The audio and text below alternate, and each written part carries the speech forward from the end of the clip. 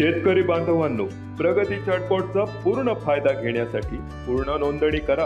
अपूर्ण नाही, ही प्रक्रिया अतिशय सोपी आहे.